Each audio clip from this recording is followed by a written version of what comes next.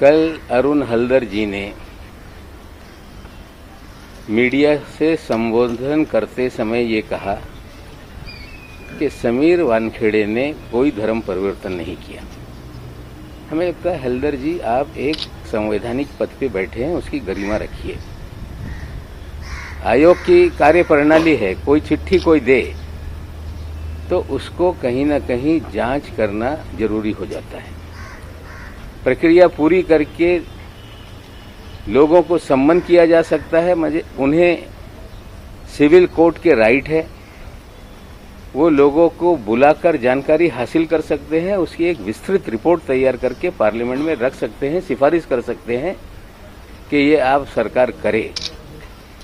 Complaint मिल जाने के बाद भारतीय जनता पार्टी के आप नेता हैं, आपको एक पद पे बिठाया गया, आपकी जिम्मेदारी थी कि आप सारी जांच शुरू करते। लेकिन मीडिया में आके सीधे आपने कह दिया कि वानखेड़े परिवार ने कभी धर्म परिवर्तन किया ही नहीं। समीर वानखेड़े ने तो धर्म परिवर्तन नहीं किया, हम मानते हैं, क्योंकि जन्म से वो मुसलमान हैं। उनके पिताश्री ने धर्म परिवर्तन किया था। दोनों बच्चे बचपन से मुसलमान हैं, मुसलमान की तरह जिए। हमने उनकी शादी का मामला उठाया था, लेकिन कल हमने एक व्यक्ति का फोटो ट्वीट किया जो समीर वानखेड़े जी के बहनोई हैं, और वो आज विदेश के यूरोप के वेनिस में शायद कहीं रहते हैं। सूरत के मूलतः वो रहने वाले हैं, और ये विषय हमने आगे लाया। और जिनके वो शौहर हैं, पति हैं, उन्होंने ट्वीट करके कहा कि ये मेरा पति तलाक हो गया, क्यों इनको सामने ला रहे हैं। मैंने नहीं लाया। अगर आपका आयोग सर्टिफाई करेगा तो हमें भी जो अधिकार हैं, उस अधिकार के तहत हम महाराष्ट्र सरकार के सामाजिक न्याय मंत्री को कंप्लेंट करेंगे, स्क्रूटनी कमेटी को लिखेंगे, और मैं अकेला नहीं, बहुत सारे लोग इस कंप्लेंट को आगे ले जा रहे हैं। पुलिस में कंप्लेंट हो रही है। मैं अपने बात पे कायम हूं कि वे एससी के सर्टिफिकेट पे फर्जीवाड़ा करके उस पद पे बैठे हैं। एक गरीब शेड्यूल कास्ट का अधिकार उन्होंने छीना है। मैं धर्म की, जाति की लड़ाई नहीं लड़ रहा हूं। मैं जो उन्होंने फर्जीवाड़ा किया, दलितों के अधिकार को छीना, वो लड़ाई है। और हमें लगता है हल्दर जी, आप कब बने मुझे पता नहीं, लेकिन आप जिस पद पे बैठे हैं उस पद की गरिमा मलिन न करें, मैं आपसे विनती करता हूँ। मैं हिंदी में जानना चाहूंगा, आपने कहा कि मेरी इंक्वायरी करें, मेरे घर वालों की इंक्वायरी करें, मैं किसी से डरता नहीं चाहता। देखिए, जिस तरह से कुछ लोग ये कह रहे हैं कि इन्होंने कुछ पैसे बैंक में डुबाए, मैं स्पष्ट रूप से कहता हूँ कि हमारे जो भी संपत्ति इस शहर में मेरी है वो मेरे नाम से है। बच्चे कारोबार करते हैं, उनके नाम से है। बहन डॉक्टर है, MBBS, diploma, MD, DNB, LLB doctor है। कारपोरेशन में नगर सेवक है। दिन भर सुबह से शाम तक, दोपहर तक ऑपरेशन करती है, वो अपना कमाती है। एक बिटिया मेरी आर्किटेक्ट है, वो अपना कारोबार करती है। एक बिटिया फैशन डिजाइनर है, वो अपना कारोबार करती है। मेरे भाई हैं, वो अपना कारोबार करते हैं। लेकिन किसी ने ही कभी भी कोई घोटालेबाजी नहीं की है। घोटाले का आरोप मुझ पे लगा रहे हैं। मुझे लगता है कि कुर्ला में एक जमीन हमारे लड़के ने खरीदी थी शायद 2002 में। उसमें वो जमीन बेचकर दूसरी जमीन खरीदी गई, और उस जमीन पर देवेंद्र फडणवीस मुख्यमंत्री रहते हुए उन्होंने रिजर्वेशन डाल दिया। वो डेवलप नहीं हो पा रही है। उसमें हमारा लड़का अभी डायरेक्टर नहीं है, लेकिन 20% कुर्ला में 700 मीटर जगह है, उसमें वो हिस्सेदार है। उसमें जो एक मनु भाई अगीचा नाम के व्यक्ति हैं, उनका पारिवारिक कुछ झगड़ा हो रहा है, शायद कंबोज के भी वो रिश्तेदार हैं। उन्होंने किसी अकाउंट से जो इसके सिग्नेचरी थे उसमें कुछ पैसे लिए और फिर अपने अकाउंट में ले गए।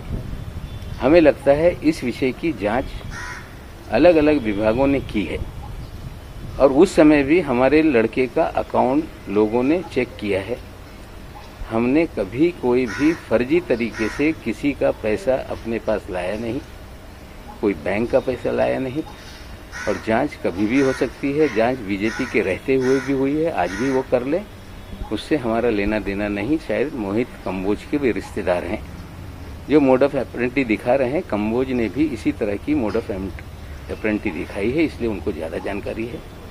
और मैं स्पष्ट रूप से कहता हूँ कि नीरज गुंडे जो हाई प्रोफाइल पिछली सरकार का दलाल रहा है, वो दलाल मुझ पे आरोप लगा रहा है। जिसके घर पे मुख्यमंत्री आकर बैठते थे, उस दलाल को मुख्यमंत्री के कार्यालय में एक्सेस था। वो दलाल वर्षा में घूमता था। वो दलाल हर सेक्रेटरी के कार्यालय में जाता था। वो दलाल कारपोरेशन में जाता था। रश्मि शुक्ला के मामले में भी वही दलाल शोर मचा रहा था। वही दलाल आज मैं दावे से कहता हूं कि ईडी के कार्यालय में भी जाता है। समीर वानखेड़े से संपर्क बनाए हुए है। कौन सा ऐसा डर है जो इस राज्य के नेताओं को सता रहा है? क्यों वो जाते हैं? हमें लगता है जो कनेक्शन काशिफ खान का, जो कनेक्शन मोहित कंबोज का, जो कनेक्शन कॉर्डेलिया क्रूज का, हमें लगता है वो तार उन सभी लोगों से जुड़ा हुआ है। और मैं फिर कहता हूं, ये सारे मामले विधानसभा के पटल पे लाऊंगा और ऐसा एक्सपोज करूंगा कि बीजेपी महाराष्ट्र में मुंह दिखाने लायक नाही राहिली. निरंजन डावखरेंनी काल एक पत्रकार परिषद घेतली आणि त्यामध्ये बघा असं आहे, मी त्यांचं नाव घेतलं नाही. जर तो दुसरा केपी गोसावी असेल तर इतका का घाबरले ते? आता ते पण आमची लोक पण बघताय. नाम का खेल याच्यात सगळं जास्त आहे. नाम का खेल ही केस में है. दाऊद वानखेड़े के ज्ञानदेव वानखेड़े, जैस्मिन के यास्मीन, काशिफ खान के काशिफ मलिक खान. नाम का खेल भी इस सिनेमा में बहुत बड़ा है. और हमें लगता है नाम बदलने से वो मैं नहीं तो मी नव्हे हे सांगून चालणार नाही. भाई समीर वानखेड़े की फैमिली पॉलिटिकल नेताओं से मिल रहे हैं आज? नहीं, बिल्कुल मिले, नेताओं से मिले, सबसे मिले, उनका अधिकार है. जिस समय ये पता उन्हें चला, ये जो सर्टिफिकेट का मामला है, इसी से सारा मामला शुरू हुआ है. जब मेरे बयान आए तो कुछ क्राइम रिपोर्टर ने आकर मुझे कहा कि वानखेड़े साहब आपसे नाराज हैं. मैंने कहा कि क्यों नाराज है भाई? बोले कि इसके नतीजे गंभीर होंगे. मैंने कहा अधिकारी की इतनी हिम्मत हो गई, उन्हें बता दो कि उनका पूरा शिजरा, उनकी माँ कौन थी, बाप कौन थे, क्या है, कहाँ रहते हैं, क्या करते हैं, जाली सर्टिफिकेट पे नौकरी ली है. अगर ज़्यादा उनको समझ में आ रहा है तो मैं ये सारा मामला प्रेस को बताता हूँ. उसके बाद ही हमारे दामाद को पकड़ा गया, 8.5 महीने जेल रखे गए, ताकि नवाब मलिक कभी बंडा फोड़ करे तो उसकी बातों को लोग गंभीरता से ना लें. शुरुआत में दामाद को लेकर शोर मचाया गया. हमें लगता है इससे पहले भी वो आठवले साहब से मिले थे, इससे पहले भी कई दलित नेताओं से मिले. आठवले साहब उनके साथ खड़े हैं.